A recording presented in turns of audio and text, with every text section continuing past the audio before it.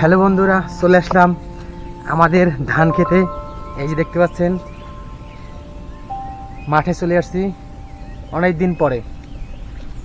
সেই গ্রামে আসবো করে আসা হয় না, ছুটিতে চলে আসলাম গ্রামে। আর গ্রামে আমাদের ধান ক্ষেত, এই যে দেখুন। ও কাদা দেখছেন, সেই লেভেলের কাদা। এই যে এই জমিটা আমাদের, এই যে এইটা ছিল বিছলা ভুঁই, আর এটা হইল ধান ক্ষেত। সেই সুন্দর না? ও অনেক কাদা, জল কাদা। এই জমিটা আমাদের, ওই দেখা যাচ্ছে ওইখান থেকে পুরো ওই মাথা অবধি। আর ওদিকতে আছে, ওইখানে আছে জমি আমাদের, ওইখানে আছে জমি আমাদের। তো আপনাদের একটু দেখাচ্ছি ধান ক্ষেত। ধান অনেক সুন্দর হয়েছে, বীজগুলো অনেক মোটা মোটা, দেখতে সুন্দর। আগে তো ছোটবেলায় এখানে মাছ ধরতাম, তখন চাষ করতো, পাওয়ার টিলার দিয়ে চাষ করতো। আর সেই চাষ করার পিছে মাছ পেতাম, যেমন পুঁটি মাছ, ট্যাংরা মাছ, কই মাছ, তারপরে বাইলা মাছ, টাকি মাছ, শোল মাছ, শিং মাছ, কই মাছ, খলি মাছ, এগুলো পাইতাম। এখানে ট্রাক্টর দিয়ে চাষ করতো এই মাঠের ভিতরে, আর তার পিছে আমরা মাছ কুড়াতাম। আর সেই দিনগুলো এখন আর নাই। মামা এখন হাল চাষ করে, কয় কি একটা মাছও নাই, যে সেই মাছ আর নাই। যে আগে কত মাছ হইতো, শোল মাছ বড় বড়, বাইলা মাছ বড় বড়, সেই মাছগুলো এখন আর নেই, সব পরিবর্তন হয়ে গেছে। নদীতে এখন শাকার মাছ পাওয়া যায়, ঠিক আছে, যে মাছটা রোদ্রেতেও মরে না, রোদ্রে শুকিয়ে যায় তারপরে মরে না। তাহলে সেই মাছে সব খেয়ে ফেলছে। অনেক কষ্ট হচ্ছে আমাকে, এই মাঠ পাড়ে দিয়ে যাব আমি এক প্রান্ত থেকে অন্য প্রান্ত। সে প্রান্তে আমার মামার বাড়ি, নিজের বাড়ি থেকে মামার বাড়ি যাচ্ছি মাঠ থেকে। ও কষ্ট হয়ে যাচ্ছে আমার, বুঝতেই পারছেন। শহরে থাকি, শহর থেকে গ্রামে এসে একটু প্রকৃতির ছোঁয়া কি যে ভালো লাগে, অনেক ভালো লাগে।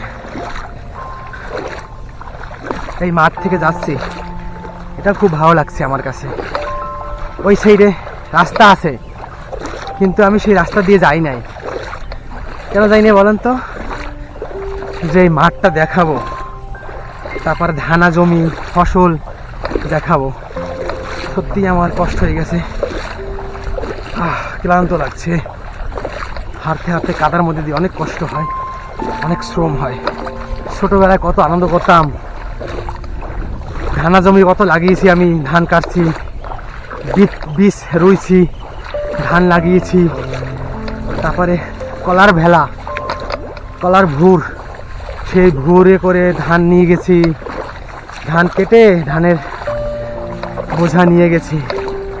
এই যে দেখুন, এই জায়গাটায় জমি চাষ করেছে কিন্তু ধান লাগাইনি এখনো। ধান লাগাবে, ধান গাছ লাগাবে, তার জন্য ধান গাছ একসাথে বেঁধে বেঁধে বেঁধে বেঁধে আনছে। এই যে এইখানটায় ছিল, দেখছেন, এইখানটায় লাগাইনি। এই যে বীজ নিয়ে আসছে, দেখছেন, এটারে বীজ বলা হয়, বীজ বা ধানের চারা।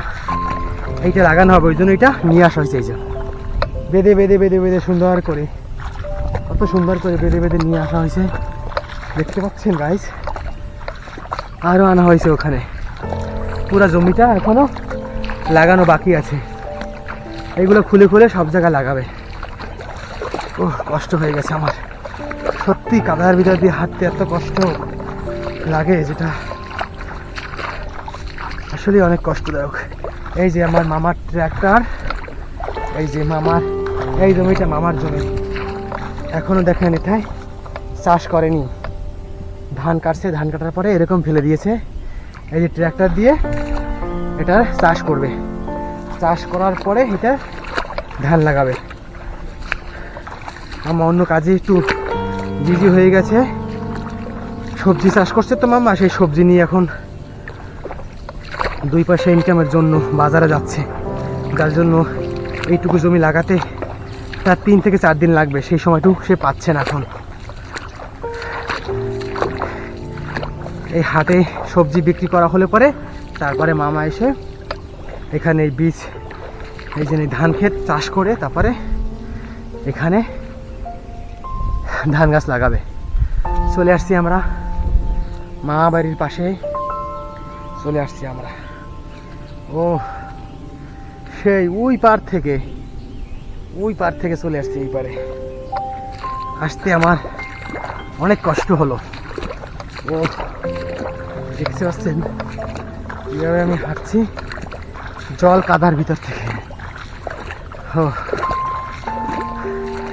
আরো আছে নদীর পার, সেই নদীর পাড়ে আমি বিকালে যাব। নদীর পাড়টা দেখবেন, এত সুন্দর নদী। আহ আসলে অমায়িক নদী, নদীর পাড় ভেঙে যাচ্ছে। ও ও এখানটা তো অনেক, ওরে অনেক গভীর। ও ও এই জায়গাটা অনেকটাই কাদা। মানে যাকে বলে না ডাবর ডাবর, সেই হালোট বা ডাবর, সেই জায়গাটা এখান থেকে ট্র্যাক্টর আসে যায়, যার জন্য এই জায়গাটা অনেক গভীর হয়ে গেছে। চলে আসলাম মামার বাড়ি।